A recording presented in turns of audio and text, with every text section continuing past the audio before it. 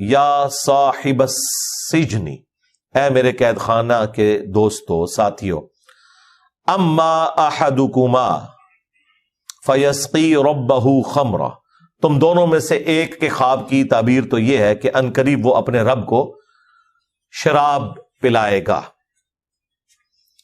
یہاں رب سے مراد اپنا آقا، یعنی کہ وہ مالک۔ سورہ یوسف میں رب کا لفظ مالک کے لیے بھی آیا ہے۔ اس سے پہلے آپ یوسف علیہ السلام کے حوالے سے بھی سن چکے ہیں کہ یوسف علیہ السلام نے جب زلیخا نے انہیں برائی کی طرف بلایا تو انہوں نے اپنے مالک کی تعریف کرتے ہوئے کہا کہ میں اللہ کی پناہ میں آتا ہوں جس برائی کی طرف تو مجھے بلا رہی ہے۔ قال معاذ اللہ انہ ربی احسن مثوایا، بے شک جو میرا رب ہے، میرا مالک ہے، اس نے تو مجھے بڑے حسن سلوک سے رکھا ہے۔ یہاں رب اور مالک سے مراد اس عورت کا خاوند تھا، تو میں اس کے ساتھ خیانت کر دوں کہ اس کی بیوی کے ساتھ کوئی ایسی برائی والا معاملہ کروں؟ تو یہ اس صورت کا اسلوب ہے کہ یہاں رب کا لفظ مالک کے لیے بھی استعمال ہوا ہے۔ لہذا یہ اصل ہے اس بات کی کہ ٹرمز کے طور پر اگر کوئی الفاظ آپ یوز کریں تو یہ جائز ہے۔ جیسا کہ اردو زبان کے اندر آپ نے ایک لفظ بڑا سنا ہوگا، ناخدا۔ یہ اصل میں فارسی زبان سے لفظ آیا، یہ لفظ تھا ناؤ خدا۔ ناؤ کہتے ہیں کشتی کو، اور خدا کہتے ہیں نظام کے چلانے والے کو۔ ناؤ خدا کشتی کا چلانے والا، جیسے آپ کہتے ہیں ٹرک ڈرائیور، بس ڈرائیور۔ اب ڈرائیور کا لفظ تو کامن ہوتا ہے، اس کے ساتھ پھر کبھی بس آ جاتا ہے، ٹرک آ جاتا ہے۔ تو ناؤ خدا، ناؤ کہتے ہیں کشتی کو، خدا اس کا چلانے والا۔ لیکن یہ بولنے میں ذرا ایک لمبا سا لفظ تھا تو وہ بیچ میں سے واؤ اڑا کے تو اس کو مختصر کیا، جس طرح اردو میں کئی اور الفاظ بھی مختصر ہو گئے۔ اکثر یہ کام شعراء نے کیے ہیں، کیونکہ انہوں نے اپنے شعروں میں جب وزن بٹھانا ہوتا تھا تو بعض اوقات ایسے الفاظ آتے تھے کہ وہ شعر کی روانگی کو توڑتے تھے۔ مثلا ہم کہتے ہیں اللہ کی شان، لفظ تو شان ہے اور یہ عربی سے ہے، کل یوم ہوا فی شأن، لیکن ہم نون غنہ کے ساتھ بھی شان لکھتے ہیں،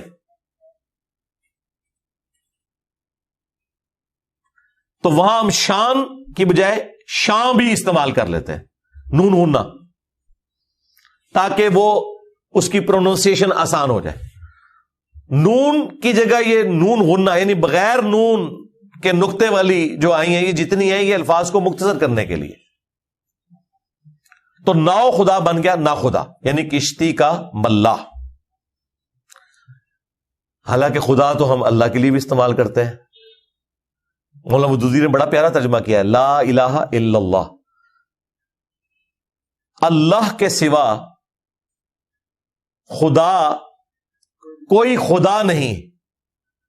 اچھا، اب وہ معبود کو انہوں نے خدا کر دیا، یعنی خدا جس کی پرستش کی جائے، پوجا جائے۔ اب یہاں پہ جب خدا کا لفظ آئے گا پھر یہ وہ کشتی والا خدا نہیں ہوگا، یہ معبود کے معنوں میں آئے گا۔ معبود کے معنوں میں تو خدا پھر ایک ہی ہے، لیکن نظام چلانے کے معنوں میں آپ رب، خدا باپ کے لیے استعمال کر سکتے ہیں، کوئی بیوی اپنے خاوند کے لیے استعمال کر سکتی ہے۔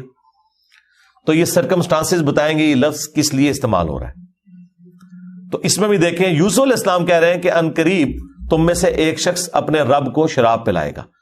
تو یوسف علیہ السلام نے شرک تو نہیں کیا، رب کا لفظ مالک کے لیے بول کے، یہ ٹرم کے طور پر تھا۔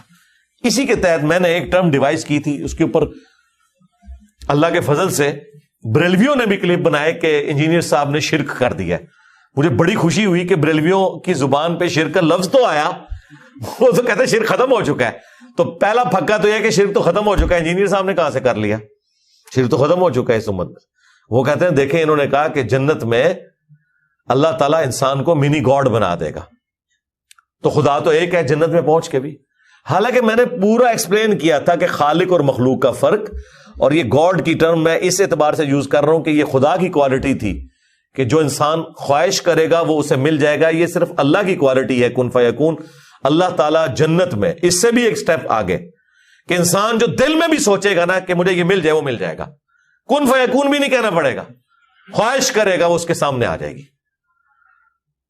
تو انسان کے اندر جو خدا بننے کی خواہش ہے نا چھپی ہوئی, یہ ہے, میں آپ کو بتا دوں. اسی وجہ سے انسانوں نے دعوی خدائی کی ہے. یہ اللہ تعالیٰ پوری کرے گا اس اعتبار سے کہ آپ کی مرضی ہوگی, آپ کی جنت ہوگی. بخاری مسلم میں ہے کہ جو سب سے آخر میں جنت میں جائے گا نا, اسے بھی اس پلانٹ ارتھ سے 10 گنا بڑی جنت دی جائے گی.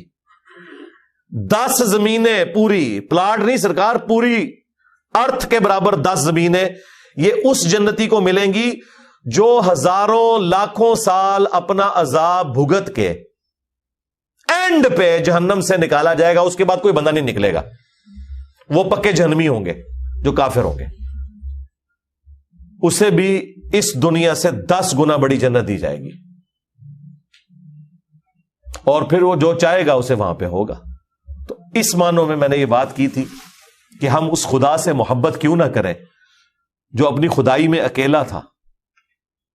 چاہتا تو اکیلا ہی رہتا, اس نے محض اپنے فضل سے ہمیں پیدا کیا, اپنی شناخت کروائی, اور پیغمبروں کے ذریعے نور علی نور والا معاملہ کیا. ہم تو کچھ نہیں تھے, اب ہمیشہ کے لیے اس نے ہمیں بھی بنا دیا. اب آپ اس رب سے پیار کریں, محبت کریں جس نے آپ کو ہمیشہ کی زندگی دے دی ہے. وہ آپ کو پیدا بھی نہ کرتا تو پابند نہیں تھا. آپ مجھے بتائیں, یہ چند سالوں کی زندگی ایک تکلیف دہ ہے, اس کے بعد اربوں سال کی جو زندگی ملنے والی ہے,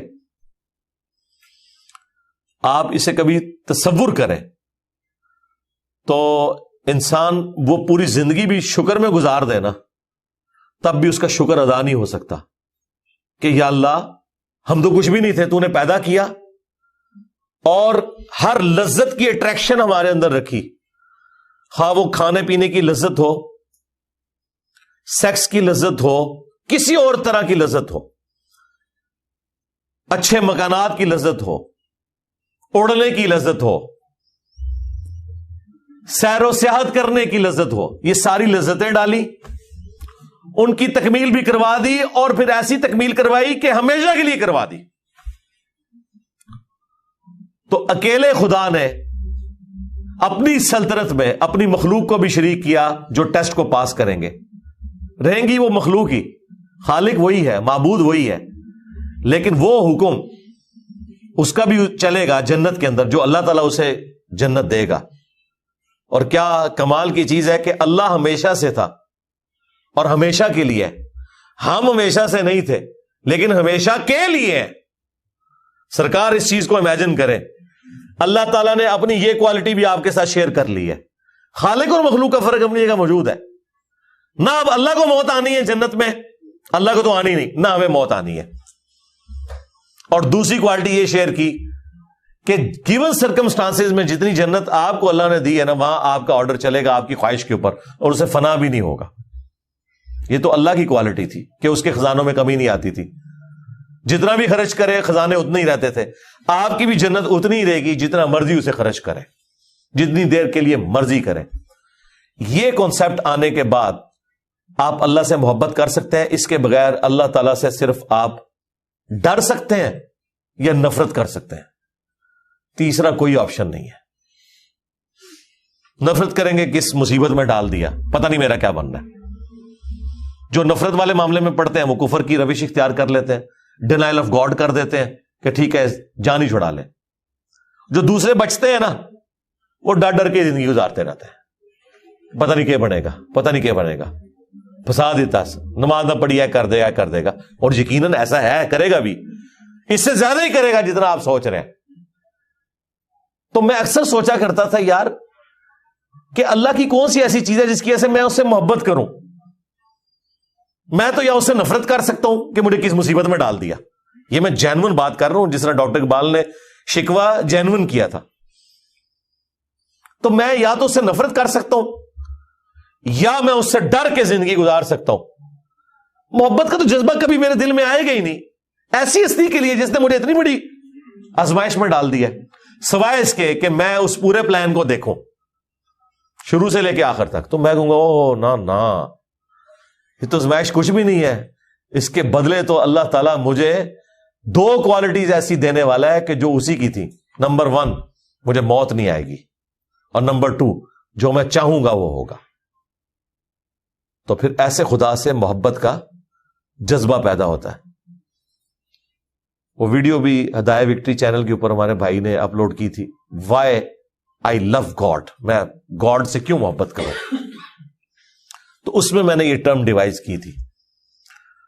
تو جب لوگوں نے اعتراض کیا تو پھر میں نے قرآن سے مثال دی تھی کہ دیکھو حضرت یوسف علیہ السلام نے کیا کہا کہ تم میں سے ایک شخص عنقریب اپنے رب کو شراب پلائے گا. تو یوسف علیہ السلام اس کافر بادشاہ کو, ظاہر مسلمان بادشاہ تو نہیں شراب جو پی رہا ہے, اس کو شراب پلانے والے کو کہہ رہے ہیں کہ تو اپنے رب کو شراب پلائے گا. یوسف علیہ السلام تو کوئی احتیاط والے الفاظ کہتے ہیں, نہیں الفاظ کا چناؤ انجینئر صاحب ٹھیک کریں. یوسف علیہ السلام کا بھی انہوں نے چناؤ ٹھیک کروانا تھا, بلکہ یہ یوسف علیہ السلام کا چناؤ اللہ نے قرآن میں انڈورس کر دیا. اب تو یہ اللہ کا بھی چناؤ ہو گیا.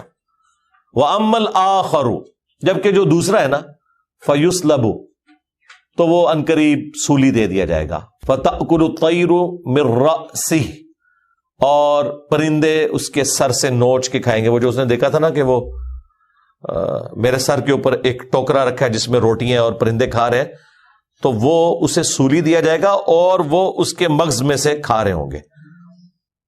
تو قضی الامر, یہ فیصلہ ہو چکا ہے. الذی فیہ تستفتیان, اس معاملے کا جو تم نے مجھ سے دریافت کیا. یہ اٹل فیصلہ ہے, یہ اب بدلنے والا نہیں. ظاہر ہے ان کو بھی پتا تھا کہ وہ جو چھوٹنے والا ہے, ایسے دونوں کے لیے یہی فیصلہ تھا کہ یہ عنقریب پھانسی دے دیے جائیں گے, کیونکہ اسرائیلی روایتوں میں ملتا ہے کہ ان دونوں نے مل کے بادشاہ وقت کو زہر دینے کی کوشش کی تھی. لیکن یہ جو تھا جو چھوڑ دیا گیا یہ خانسامہ تھا. اس نے اینڈ ٹائم پہ بادشاہ کو کہا کہ آپ نہ کھائیے, اس کا دل پسیج گیا, لیکن زہر ڈالنے میں تو وہ شامل تھا.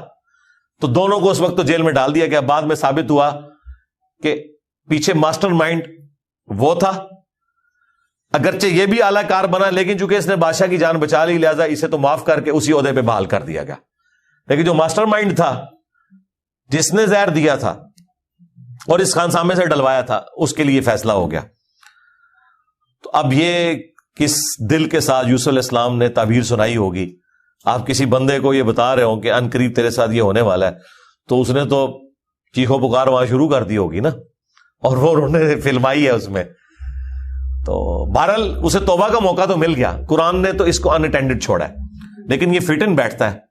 یوسف علیہ السلام نے کہا کہ کوئی پریشانی کی بات نہیں ہے, تو اللہ پر ایمان لے آیا ہے, یہ گناہ بھی تیرا معاف ہو جائے گا, مرنے کے بعد ہمیشہ کی جنت ہے, تیرا مقدر ہے, ٹینشن لینے کی کوئی ضرورت نہیں ہے.